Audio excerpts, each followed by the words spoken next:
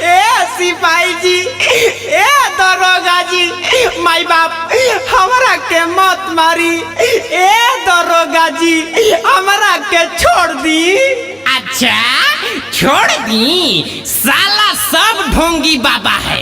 एगो तो आसारामो था, एगो राम रहीम आया, एगो ये साला पैदा हुआ है नया पर। सब समाज में गंदगी फैला के रखा है लोग। साला तुम लोग हमारे देश को बर्बाद करना चाहता है क्या रे सिपाही जी? ऐ सिपाही जी। यस सर।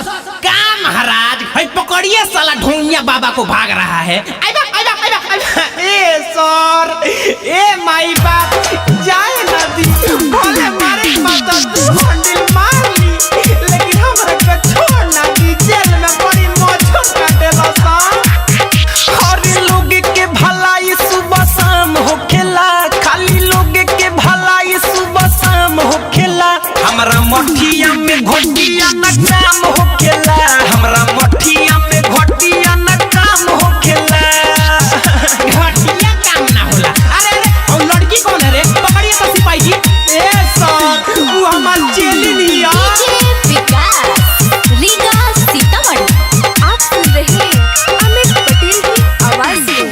लोगे खाती जिए निया, लोगे खाती मरे नी, लोगे के भलाई खाती झाड़ फूक करे नी। हे दरोगा जी, लोगे खाती जिए निया, लोगे खाती मरे नी, लोगे के भलाई खाती झाड़ फूक करे नी। हमारे दवाई से आराम होखेला, हमारे दवाई से आराम होखेला।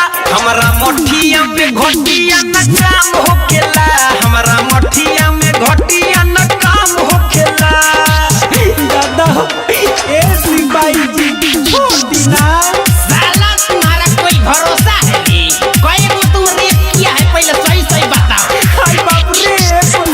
ए सर हम साधु संत आदमी होई, वैसन कुकर्म काम हम नहीं कर सकते महाराज।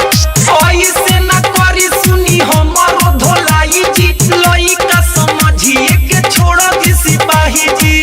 अरे दादा अरे ऐसे न करी सुनी हमारो धोलाई जी, लइका समझिए के छोड़ दादा मर दे।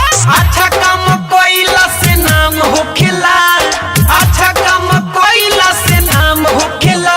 हमरा मठिया में घोटिया न काम होखेला, हमरा मठिया में घोटिया न काम होखेला।